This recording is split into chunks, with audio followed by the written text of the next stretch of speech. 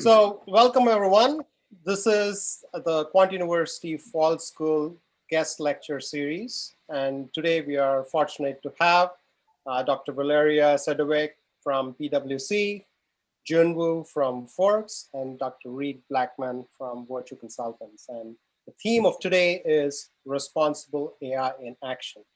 And in today's discussion, we're going to talk about the various aspects of what responsible AI and ethics means when we start adopting AI within the enterprise.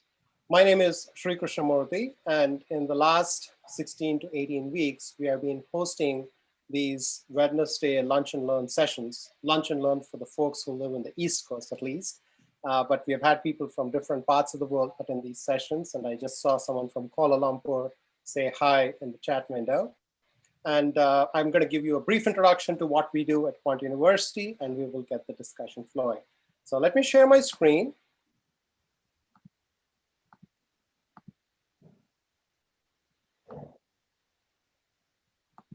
I hope you can all see my screen. We are based out of Boston, and we started out in 2013, focusing on the intersection of data science, machine learning, and quantitative finance. We have done a lot of training programs, and before COVID-19, we were mostly going to various firms and ramping up their data science and machine learning workforces. And also, we run a model risk advisory, and as a third-party validator, we validate various kinds of models. And the Q Academy, which is our online learning platform, is powered by Q Sandbox, which is basically a platform which runs in the cloud to build out machine learning applications. And we have been doing these fall school lectures, and every quarter we pick a theme, and then the theme of this quarter is machine learning, scalable AI, model governance, and fintech post COVID-19. So we've been looking at various themes as we start operationalizing AI with the enterprise. What are the various challenges? What are the various opportunities and pitfalls? And how we can potentially bring in the practitioner-based approach to bring out some of the key challenges which are out there in the enterprise, and then make it available as through this forum for discussion so that we can educate ourselves, but also look for opportunities wherein we can curate and build better solutions. Now, in the fall, after the fall school comes the winter school. So please check out qwinterschool.splashtip.com. We have a number of different courses we are putting together, and we are partnered with Premier to offer some of them in an online mode. And we are also putting together some new courses, contextual in today's day and age with COVID-19. We are putting together some courses on explainable AI, and also in the aspect of stress testing, especially if you're building quant models and you're looking at the world and seeing that some of the models don't work. Without further ado, let's talk about what we're going to be discussing today. The theme of today is responsible AI in action. And a few weeks back, when we started thinking about the various aspects, and the reason why I was particularly interested in this topic is I'm a big follower of LinkedIn. I keep going into LinkedIn more than I should. And every day I see at least 5 to 10 different posts on different frameworks, different white papers, different approaches, different tools, talking about bias, ethics, responsible AI, and various themes coming from different perspectives. And one of the key pieces which I am when I'm curating all this information, is that many of these themes are kind of one-sided, because people come from different perspectives.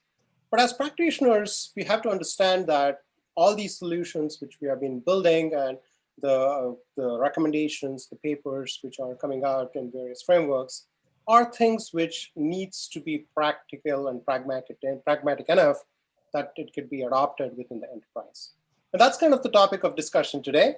And let's start with the discussion, and I'll take a minute and let our eminent speakers introduce themselves. Valeria, you want to go first? Sure, I can go first. First of all, it is my pleasure to be here today and to share my academic and practical perspective on such an important topic such as AI ethics.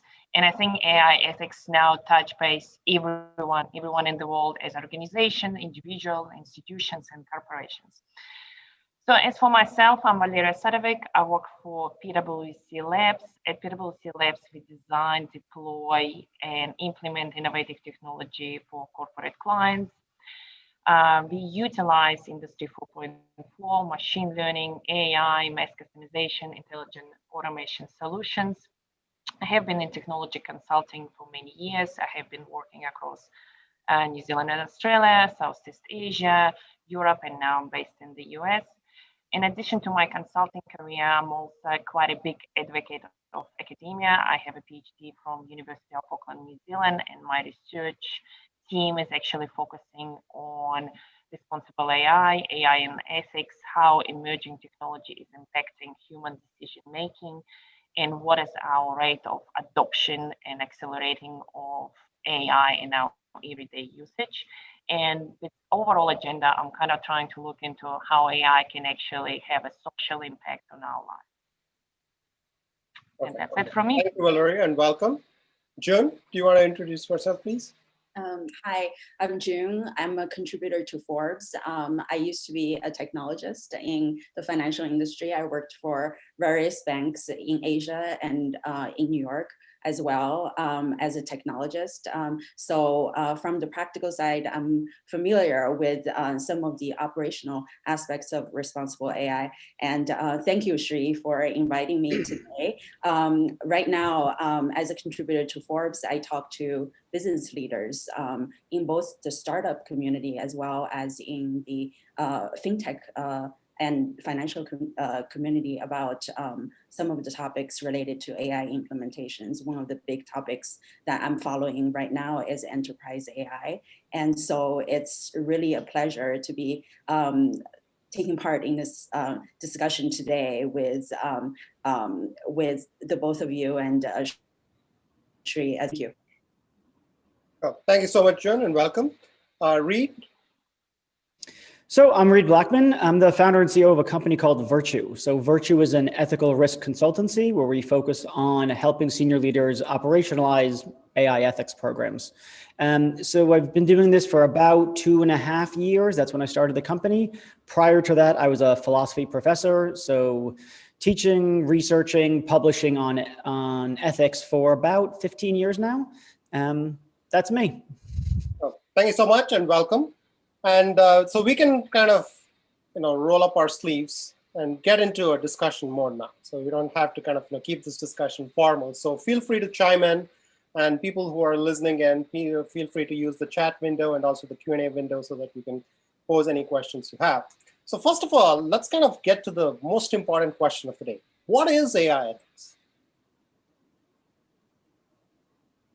Anybody can start, and then we can kind of go around the room. What is AI?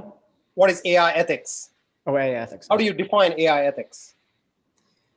I mean, look, in a way, it's not that complicated. Look, you don't need to articulate a set of necessary and sufficient conditions for something as counting as an AI ethical issue. You can't do that for most things anyway. You can't do that for what constitutes a chair. Very hard to come up with necessary and sufficient conditions for what constitutes a chair. Look, there are all these ethical issues. You don't want to discriminate against people unjustifiably. You don't want to violate people's privacy. You don't want to harm people in a way such that you don't know why you're doing it. You don't want to crash cars into people. You don't want blah, blah, blah, right? There's lots of sort of things that we already understand as being ethical issues generally. And AI ethics is just a matter of, okay, we've got this new kind of tool. It works in various ways. Some of the ways that it works and some of the use cases make it the case that various ethical issues arise. AI ethics is then, it depends on where you're coming from, whether you're in business or you're, say, a regulator. But if you're in business, then what you're probably thinking about is how do we develop and deploy AI in a way that is ethically and thus reputationally safe. Mm-hmm. Absolutely. And Valeria, do you have a similar viewpoint, or do you want to add something to that? I do want to clarify something. Like, we talk so much about technology making mistakes and AI, making a bias, errors, and things like that. What I do want to that people understand that technology is an extension of our human beings, right? Mhm. So we are biased. What technology actually done at that current moment, they uncovered our own biases and our own faults. And we as a human beings now blaming technology for being biased, rather than we don't understand that it's actually us, still us making those faults and making those problems. So I do want to, sometimes we talk about the technology so much, but I think we need to step back and actually look at us as a human. Absolutely. So that's a great point. We kind of think about technology first, but we had to think about humans first. Yeah, humans. And I think we still are the one who making decision, and we are the one who design and deploy those technology, whether it is for personal use or organizational use. So the root cause probably have to go to the human being back.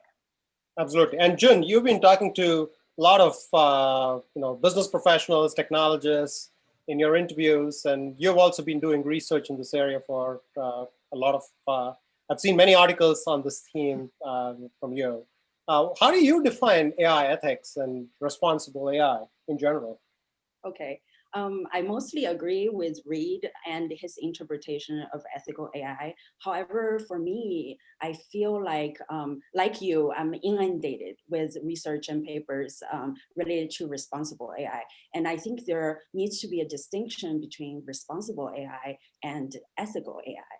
Mm-hmm. And that distinction is sort of very nuanced, I think, and perhaps it's very personal to each practitioner as well. And so I actually want to ask this question and what that distinction means to Reid and Valeria as well. But from my point of view, I feel that responsible AI is sort of thinking about ethical AI in everyday terms.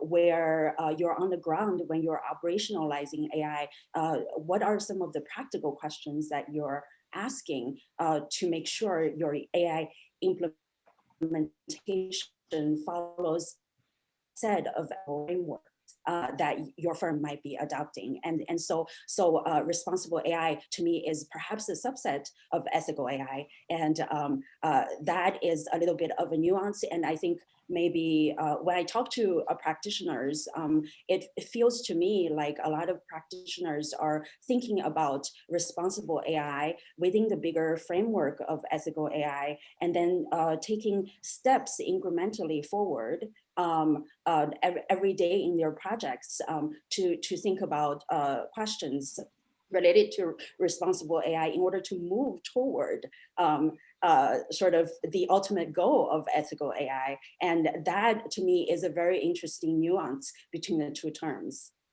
Absolutely, absolutely. And one of the themes which I've been looking at is whenever I read a paper, and I'm completely with you, because everybody's definition is different of what ethical AI actually means. So if we just kind of step back a little bit and talk about what's driving this in certain ways, this AI ethics revolution. Why are so many people so passionately talking about it? Why are they writing so many papers? Why are so many tools and frameworks coming out? This is not something wherein you can monetize and basically say, well, this is a business driver and we are all going to be chiming in, right? But how do you see AI ethics so much in the forefront now, and everybody's talking about it? Like, what's the key driver or drivers, making all this happen? I'll probably go back to my point, right, when I said that technology actually made it transparent for us to see all of the biases, human biases, and we realized how we are biased towards human race, towards age, education, zip code, how all of our decisions are being manipulated, whether they've been manipulated by the big organization, tech giants, social media. There is lots of noise on how we elect the presidential campaign, what are we buying, and so on. So I think that's why it's become a buzz, right? It's become a buzz that's become so transparent and uncovered. So people start focusing on this. And that's why organizations start also thinking about it, that, hey, how do we make it explainable to people that they do understand how AI technology make the decisions? And I think within an organization, and I can see that everyone is concerned, but the problem is they don't know how to go about it, what to do. And that's why we're here talking about the actions. What are actually the actions they need to take? We talk about explainable AI, right? But however, we're also quite concerned about opening up about our weaknesses, right? Weaknesses in our systems, weaknesses in our historical data. If we talk about the hiring system, right? We all know that most of the organizations got the historical data that the white man takes the leadership position, right? And the women are just not there. So who do we blame for this? Do we blame the history? Do we blame the man, or do we blame the technology?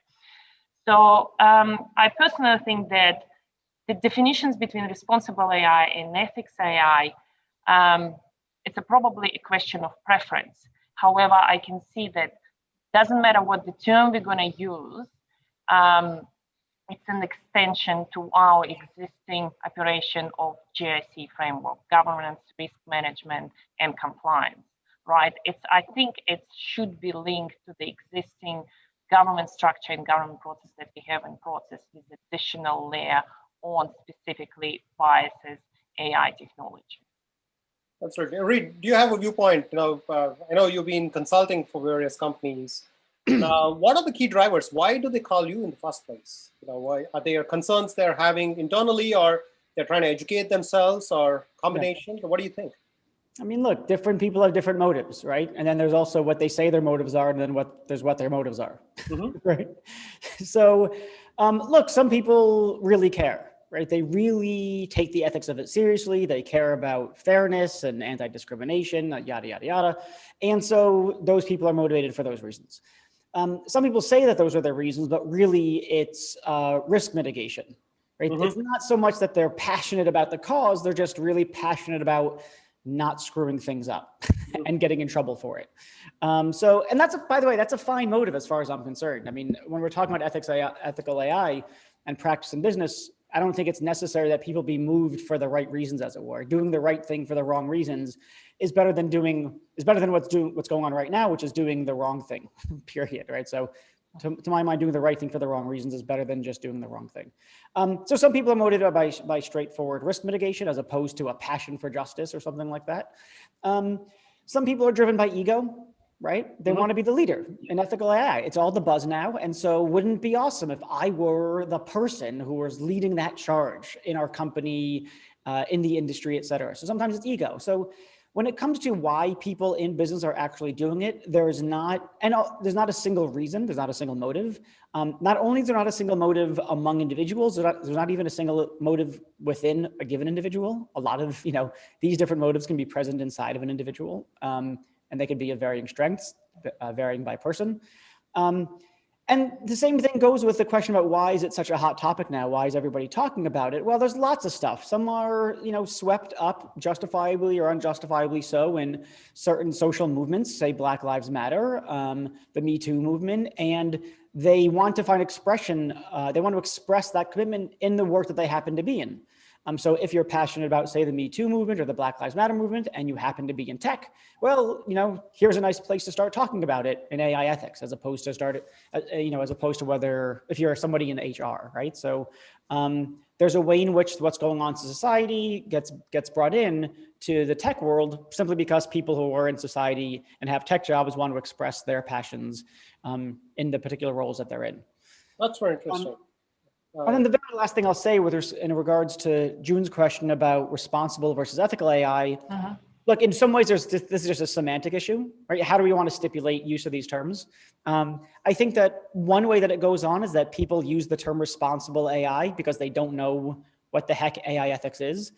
But if you talk about responsibility, that sort of makes more sense to you than ethics, which strikes people as particularly nebulous. Other times people use responsible AI as a grab bag where in contrast to what Jun pointed out, they see AI ethics as a subset of responsible AI because they throw into responsible AI things like robustness and accuracy and cyber attack ready and so on and so forth. So there's a way in which responsible AI becomes a grab bag for doing AI in a way that's not messed up for whatever category of messed up you like. Absolutely. And Jun, in your discussions with various people in your research, do you kind of see that the technologists who are working towards solutions are seeing it as a business opportunity, or is it they're kind of building out the risk mitigation solutions, or seeing this as an opportunity for various companies to tap into to address some of the concerns which Reid and Valeria talked about? Yeah, so this is really interesting because what I have seen is two kinds of companies. I think the kind of companies who are camels, who are really into building things for the long haul, right? Those are the companies that in my initial discussions with companies, responsible AI naturally comes out of the discussions, and it doesn't come out from the profit point of view, or it comes out from the value point of view. When they're talking about the value of their company, the culture that they have established in their company, responsible AI is sort of comes out of that discussion. And I feel like the culture of the company perhaps sets the tone for responsible AI, and that to me sort of speaks to this camel kind of company. Another type of companies that I talk to are on the cutting edge of emerging technology. They're in experimentation stage. They're trying to sort of operationalize a type of technology that just came right out of research, very fresh, early stage startups, and they are not in the mind frame of thinking about responsible AI yet. However, they know that they have to at some point, so it is a very, they are in the process of getting their company capitalized, right, fully, so that responsible AI perhaps comes out of the discussion with venture capitalists and funding, and all of that, those discussions, but they're not in a place where they are thinking about what would responsible AI mean operationally in their business plan, and how do they build it into their technology yet. So there are two kinds of companies, and I think in the financial industry, perhaps you see the contrast between fintech early stage startup versus corporate large investment banks. The contrast between how they are handling responsible AI. Yeah, perhaps that's a really good comparison. Absolutely, absolutely. And one of the things which we haven't talked about is the place we are in terms of the technology cycle, right? So we are seeing a tectonic shift in the way in which AI is influencing our lives, which we hadn't seen 10 years ago. We didn't have those access. We would see the cool videos and we would say, oh, this is pretty cool. It's Boston Dynamics is building all these amazing robots. But we are seeing these technologies kind of integrate into our lives.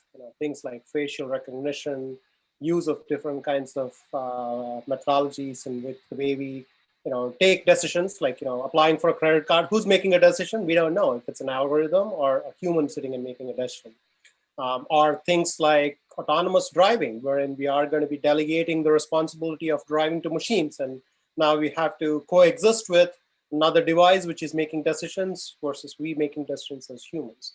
So in some aspects, there's this paranoia/fear, oh, we are adopting something new. And one of the things we want to talk about is how does this fit in the context of responsible AI, ethical AI? On the other hand, we also have to talk about this notion of accountability, right? So who's going to be responsible, no pun intended, to implement responsible AI within the enterprise, right? Because we have the ethics board. I come from financial services perspective, and financial industry has been pioneering this whole notion of risk management and model risk management in particular for many, many decades. And we have a specific department. People are actually hired to put the gating process to make sure that the models which are going out into production have gone through the vetting process. And also there is gating in terms of fiduciary responsibilities. So there are at least some structure. And obviously there's regulatory aspects wherein there is regulations on what you can and cannot do.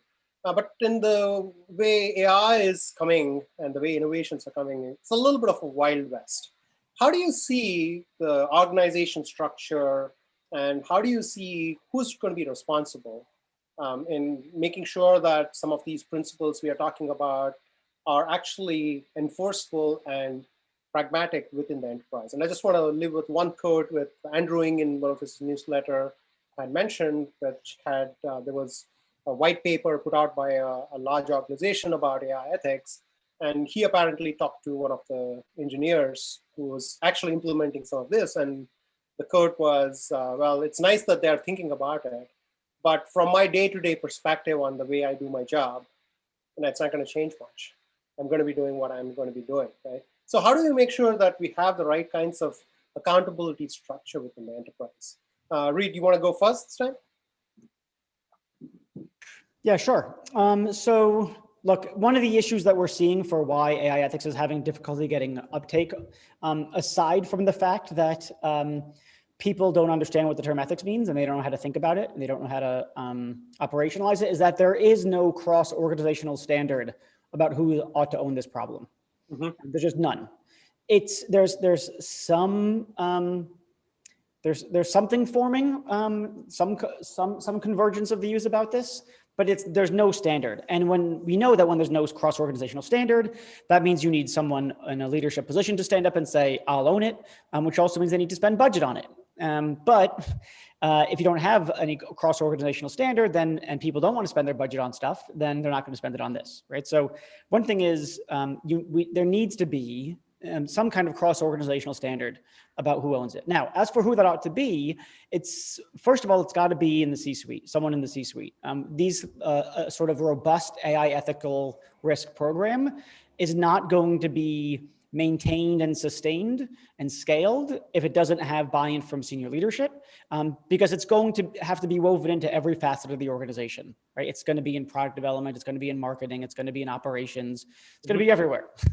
And it also, people have to receive the right kinds of financial incentives in the absence of financial disincentives. So the engineer that you were talking about in his or her day-to-day, if they're not evaluated on the extent to which they weave in the requirements of the ethical risk program into their operations, then that person's right. They're not going to do it. And so you need a push from senior leadership to make that happen. Now, then the question is who within the C-suite is the appropriate person?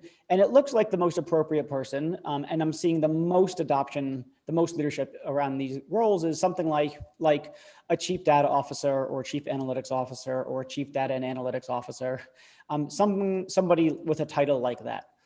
It also incidentally needs board oversight. The board needs to be aware of these massive reputational risks. So it should be someone in the C-suite. It looks like it should be something like a chief data officer, chief analytics officer, because at the end of the day, they're overseeing all the engineers who are making these products, and they need the support of not only the rest of the C-suite, but the board as well. Mm-hmm. Absolutely. Jun, do you have a point of view? Yeah, I actually, I agree that someone in the C-suite should probably own this. However, I do think of ethical AI as a cross-functional sort of, I think about ethical AI in terms of enterprise AI initiatives, so because I feel like so many corporations are moving to enterprise level AI now, where models, data, and all of that are enterprise grade or enterprise assets, so to speak, right? And so because of that, the responsibility sort of is almost exponentially higher to make sure everything works properly, right? And so because there's no standards, like Reid said, that it gets very, very difficult to actually sort of manage have accountability in managing all of these enterprise assets, so how are the business units are going to be divided in that case? So mm-hmm. I feel like what you need is not necessarily a reorg or anything. What you need is perhaps a committee where a cross-functional committee where heads, chief data officers, chief model risk officer, chief, everyone sort of gets together in a committee in which they collectively own this ethical AI issue. And especially with compliance, being such a huge part of all of this equation, sort of law and compliance, that department, should always also have a voice in this particular committee, where it would be headed up by someone in the C-suite. I think that, practically speaking, might work better. I'm not sure, I'm not an expert. So yeah, I'm just putting this idea out there. Absolutely, absolutely. Valeria, when you are brought in as a consultant, how do you advise, because everybody is talking at different levels, and one of the challenges, and I also consult with various companies, and one of the challenges I had was, from an engineer's perspective, say, I already have so many things to do. I can't think about things which I'm not told I should be doing. So tell me what I should be doing and I'll factor that in. But when it comes down to the C-suite, they are talking in generality, in principle. So how do we kind of bring in this accountability, what do you call waterfall, through the enterprise? Yeah, and I have 2 points to it, but the first one, to answer your question, right? One thing I do want to bring, we do have designers and developers and the users, right? And they are subject matter experts. It's good to have the board, it's good to have a process in place, but we also need to focus on executors, right? Mm-hmm. And one thing that comes into place, you said to me, the engineers, they don't have time on and etc. Well, actually, have they been educated enough on the ethical principles? Do they understand the design ethical principles in case of how the technology should be responsible, how it should be accessible, who is it designed for, what are the use cases, what are the fairness, what is the purpose of the design technology, right? So I think those questions are the one that we need to put forward in front of our developers and designers, first of all, before we can further roll out any of the tools, because they're the one who's got the knowledge, right? They're the one who's going to distribute it. And subject, for example, chief data officer might not necessarily even know the purpose of the technology that is used in the organization.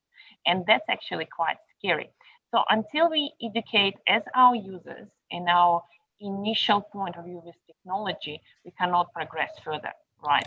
Until we will plug it in the mind of our developers, that you need to look at those KPIs, right, in any tool, until you actually can further roll it out to the audience.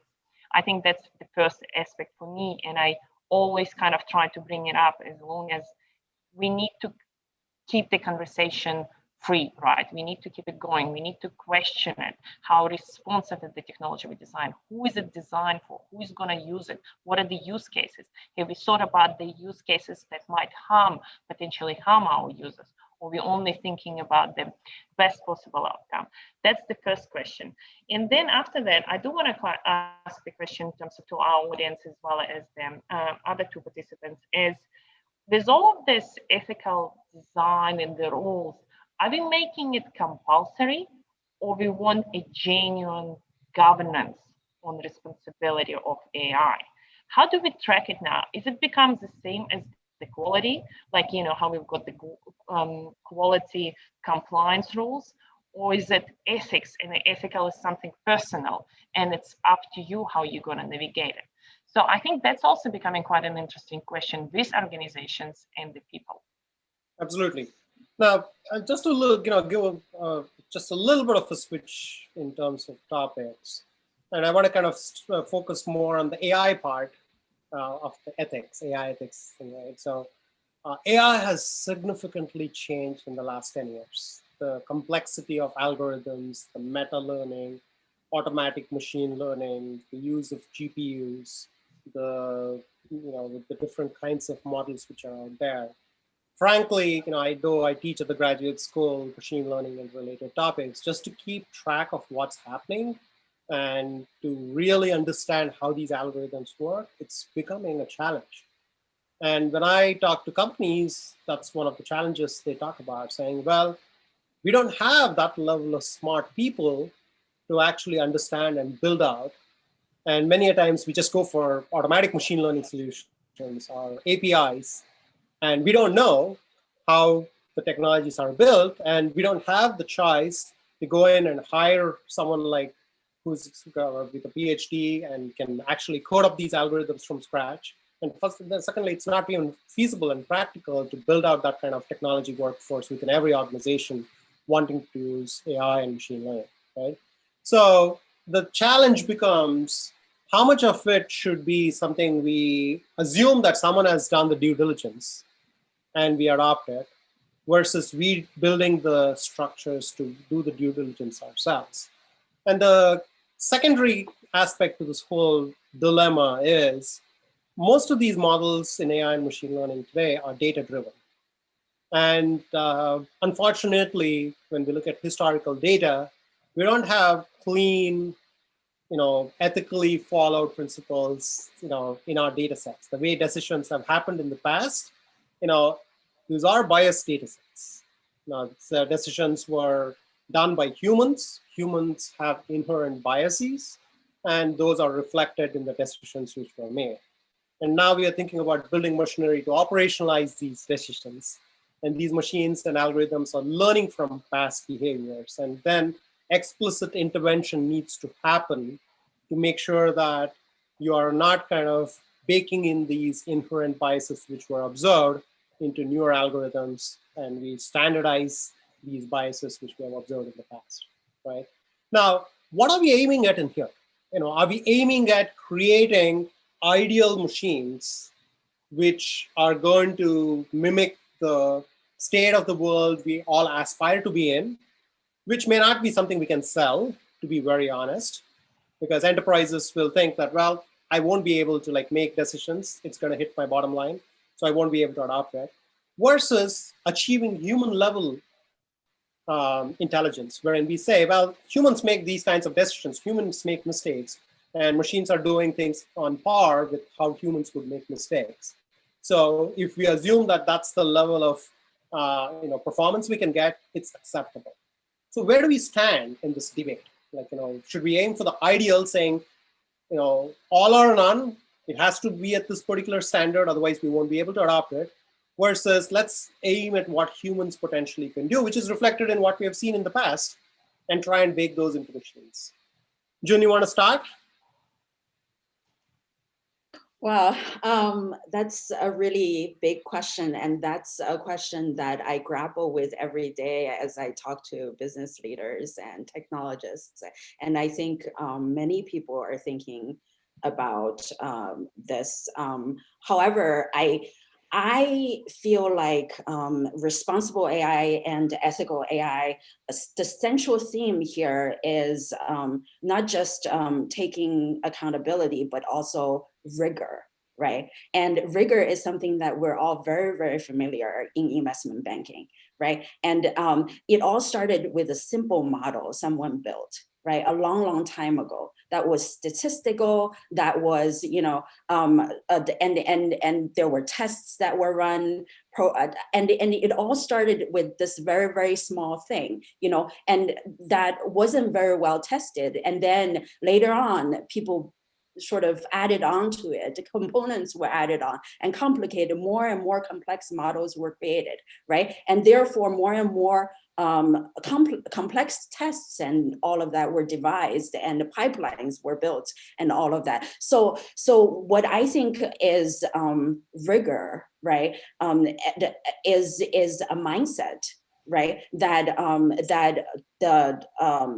everyone who works in the financial industry is very, very familiar with.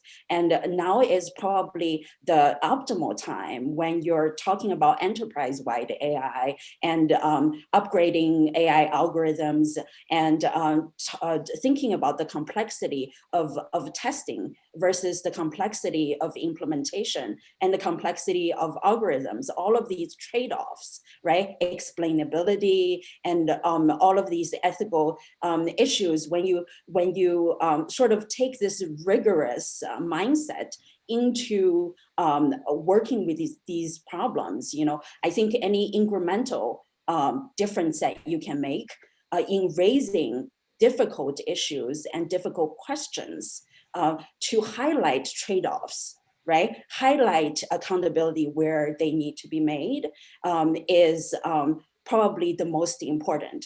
So rather than looking at ideals, standards, metrics, this and that, at the individual level, if you're a technologist, risk manager, business unit manager, if you just take this rigorous mindset into every single decision that you're making throughout this enterprise-wide project, and raising issues as you see them, when you're coming across difficult ethical issues and ethical dilemmas and all of that, I think you eventually you get to a place that's pretty good. It doesn't have to be perfect, but it could be better than today. That's what I thought, because I really think thinking about the ideal standard and sort of the optimal solution might actually make people sort of be a little bit more afraid to take that first step, or even incremental steps. That's absolutely. So Reid, I loved your article, Practical Guide to Building Ethical AI in HBR. You seem to have the recipe. What do you think should be the way in which we should address this problem or dilemma? Sorry, so say that last thing again. What do you think on how do we address this dilemma of building human level intelligence versus, leveraging historical biases? And I mean, so look, at least in business, the name of the game is bias mitigation, is risk mitigation, right? That's what this is about. People will talk about, some people talk about ethics or AI ethics, they're talking about AI for good, what's all the good things that we can do in the world.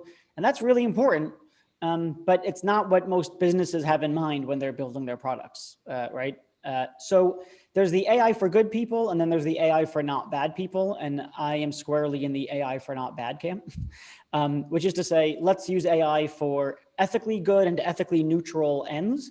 And in our pursuit of those ethically good or ethically neutral ends or goals, let's not ethically screw up, right? So that's one thing to say. It's also the only kind of thing that's generally going to motivate people to spend budget. If that's it's a for-profit company that's going to motivate them to spend budget on it, is that it's risk mitigation, unless they have some CSR function or something along those lines.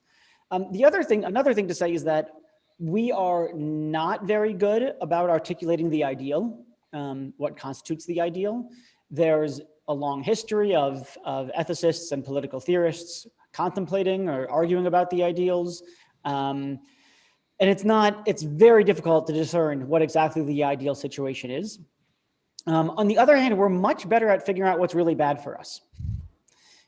So that's really where the focus ought to be, I think. What are the ways we can really do harm, wrong people, breach obligations, breach people's rights, and how do we ensure, to the best of our ability, that we're not doing those things? That's the first and foremost goal. Actually, that's the goal, even if you do have noble ends.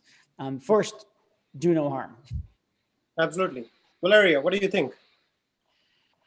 So coming back to your original question, right? Should we hold machines to higher standards, or should we aim for better human intelligence at one extent? I think I still will go back to probably my first point. It's up to us, it's humans, right? We need to, again, educate ourselves. We as a humans, we evolve, right? So we need to accept the technology with its biases, and we also need to know what are the biases is in order to make a better decision as for organizations and people. So I would probably go in the answer that we need to evaluate ourselves, and we need to grow our own intelligence in order to progress further. And again, not to do harm, and understand what harm means to each of us, to different groups, to different race, and to different age as well. So, and also look at the design principles of the technology again, and understand the use cases. Absolutely. Can I just say one more thing on this? Yes. So look, there's a way of thinking about ethics and doing ethics, engaging in ethical inquiry that ethicists are very familiar with. And you'll ask questions like the following: what constitutes human flourishing? What constitutes a just society? These are really big questions. Been talking about it for literally thousands of years. They're very complex. We're not going to get anything like that by engineers, right? We're not going to get flourishing by design. That's not happening. So don't talk about I don't see the point in talking about things like what constitutes human flow. I mean, in a business context, we are talking about, all right, look, we need the data collectors to have role-specific responsibilities for either realizing our values or helping us to avoid our ethical and reputational nightmares. The engineers, the product developers, they need role-specific responsibilities. The product managers, to Valeria's earlier point, they need sufficient education such that they can smell ethical smoke and they can pull in a lever, to Jun's point, so that it goes to the proper deliberative body so that they can determine what the proper risk mitigation strategies ought to be, whether it means halting production altogether, canceling it, whether it means altering the product in this or that way, whether it means not distributing it in this place, but yes to distribute it in this other place. So there's, so this is my way of saying you're not going to get flourishing or just society by design. And you wouldn't want that anyway, because then all the onus will be on engineers and product managers to determine what constitutes human flourishing and a just society. But that's insane, right? Whatever, right. They're very smart people, and they don't have the training for it. And even if they did have the training for it, you also don't want a bunch of philosopher kings, right? So we don't want flourishing by design. We want, not human misery by design. That would be that would be enough. That would be a huge leap from where we are now. Absolutely, absolutely. Now, I think you touched upon when you were talking about this whole notion of risk mitigation. And I'm kind of looking at it from an engineer. I'm trained as an engineer. I mostly work with software tools, and I kind of work with people who are data scientists and machine learning professionals. And many a times when we think about how do we optimize things, right? So you put together an utility function, and then you think about optimization subject to constraints, right? So that's kind of the engineering way of thinking about various things. And risk mitigation always comes into play at that particular point. And now, the way I'm seeing some of these tools being positioned, especially whenever you talk about AI ethics, explainability comes in, interpretability, explainability, comes in. And the question is, well, if we know how things work, we'll be in a better position to accept things. Right? One of the dilemma right now is black boxes are not transparent enough. And so we are not really sure whether they are making the right decisions. And many times, it's not just the concern that they are making biased decisions, it's the concern that I don't know how things are happening. And I'm assuming that the reason why it's hidden is because they don't want us to know what's happening, right? And that's where all these explainability tools are coming in, both the black box explainability, white box explainability, counterfactual, blah, blah, blah. There are so many frameworks. In fact, the whole reason why we are talking about explainability with so much vigor and all the investments going into these tooling is because we've kind of jumped the gun a bit and operationalized AI. And now we are thinking like, well, people are asking questions now. If a credit decision is made and now we are asked why that particular decision was made, now we have to go and explain why that decision was particularly made. And we need to go and be able to justify those decisions. So there's a risk mitigation aspect there. It's also the question of how much do we need to know? Who do we need to explain to, right? Is it okay to explain to ourselves? Is it okay to just explain to the developers? Are the developers being able to explain to others, or the model risk managers saying, this is why these kinds of decisions are being made? Should we think about explaining it into the end users? And now the question becomes like, how much talent do all the people need to have? Because everyone need to understand the metrics on how it was validated in the first place. And the whole notion of algorithmic auditing comes in. Who's going to be taking a look at it and figuring out whether this actually works as it was originally designed? Now, the question is, we have to make this practical and pragmatic, and we should reveal things about the algorithms without revealing the IP in various places. There are all these aspects. And when you think about risk mitigation, how do we address this challenge? Is it okay to say, well, we have AI, we have our governance bodies, we also have a tool which explains certain aspects of the solution, may not explain everything, but we have factored in, right? So we basically kind of taken a checklist approach saying we have done this, this, this, and this, so we are okay with respect to this. Is that a good way of thinking about it, or should we be doing more? And are we still just scratching the surface of this whole AI ethics dilemma, and we need to kind of come together to a more pragmatic and approachable solution as we adopt AI into the enterprise. And we're still seeing only very few of these companies operationalizing AI, even though everybody's talking about it.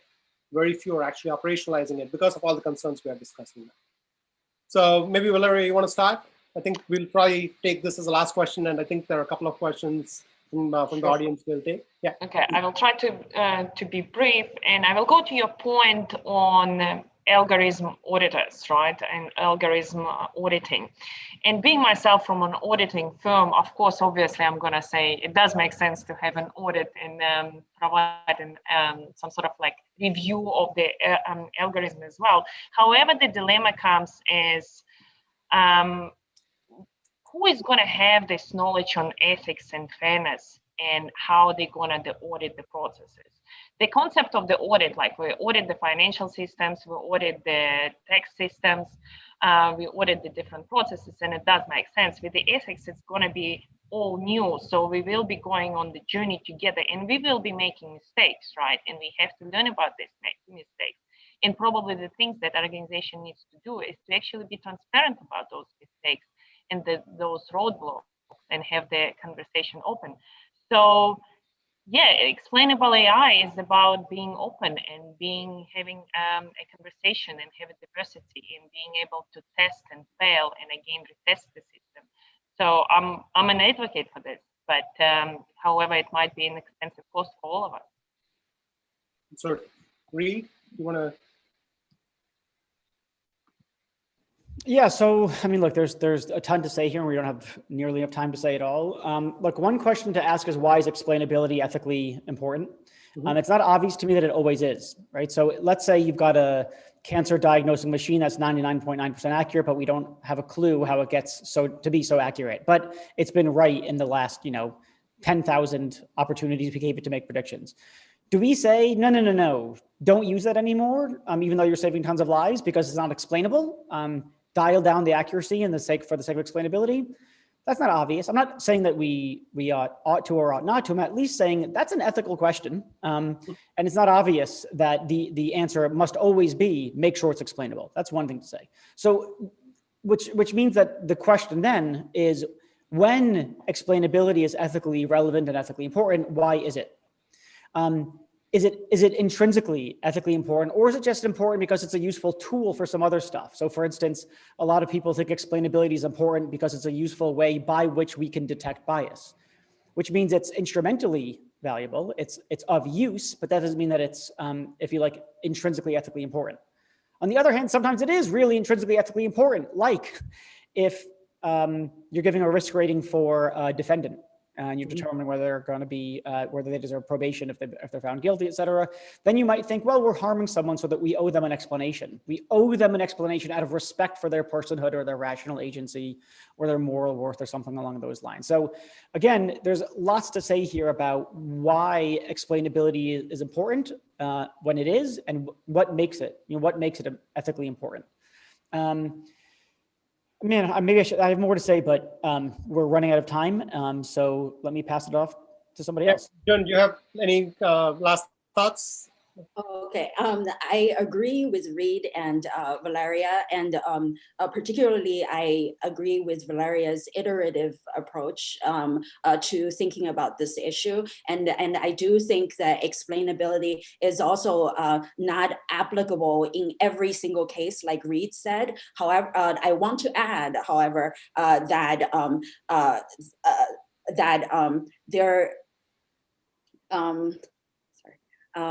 explainability,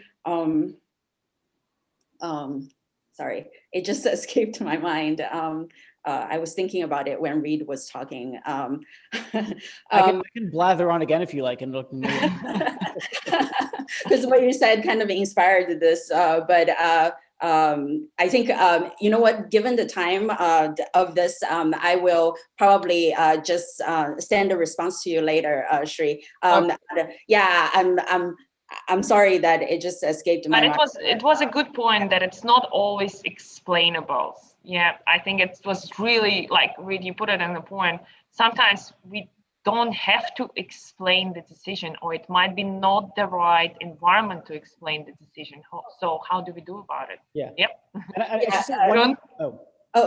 Sorry, it just came back. So the point I wanted to add was monitoring. So this is why it's critically important, I think, for people to when you're embarked on enterprise-wide AI projects, when you're thinking about setting up the ways in which you can test and monitor the models, that you really critically monitor them for not just the scenarios that you have defined, but also monitor your models, how it's running in production, when it comes to abnormalities and things that you have not defined, and so that you can catch those circumstances in which you have not thought about how it might run. So take the experimentation mindset when you're monitoring what is in production, and kind of know that you don't know exactly everything about how the model will run in production once you have put into place. I think when you have that mindset, it might help you to kind of iteratively understand and be able to explain your models a little bit more. Does that make Absolutely. sense? And I think, these are, each one of these themes, explainability, monitoring, they probably require its own session. And to continue the note, next week, we are going to have Dr. Agus Sugianto, who heads model risk at Wells Fargo. And his team has been building frameworks for explainable AI, and they've built out a package. So they're going to be talking about, what does it mean for interpretability and explainability from a financial services perspective, especially when they're dealing with large models. So with that note, I think we are on at 1 o'clock. So I thank you very much for spending your lunch break with us and talking about AI ethics and responsible AI in action. I think a lot of questions, a lot of themes were discussed, but obviously this is an evolving and an open topic. And we have multiple perspectives, and it has to be something which we have to discuss in open before we can start crystallizing solutions which are pragmatic enough to be adopted within the enterprise. And one of the things I'm kind of trying to see is how can we as practitioners be vocal about the challenges we face when we are operationalizing some of these key themes within the enterprise, or even discuss some of the things we would like to have in terms of tooling, in terms of frameworks, in terms of concerns. That way, when we build solutions, they are, at least we have thought about the right kinds of constructs. We may not have all the solutions, but that's where the mitigations and controls comes in, right? In certain ways, we can potentially put in the controls within technologies. In certain ways, we can mitigate on certain ways, and we can put in gating processes and make humans responsible for the decisions. Ultimately, it's the humans making the decisions, leveraging machines rather than the other way around. We're not just delegating all our decisions to machines and letting the machines take responsibilities for those actions. We're still being responsible for those actions. With that note, I would like to thank you again for this amazing discussion. We will continue the discussion online, and hopefully we'll consolidate some of the thoughts we've been having and put something together as a white paper or blog or something like that. But I really appreciate you spending the time. Thank you again, and have a wonderful afternoon. Thank you all. Thank you. Thanks, Bye-bye. everyone. Take care. Bye.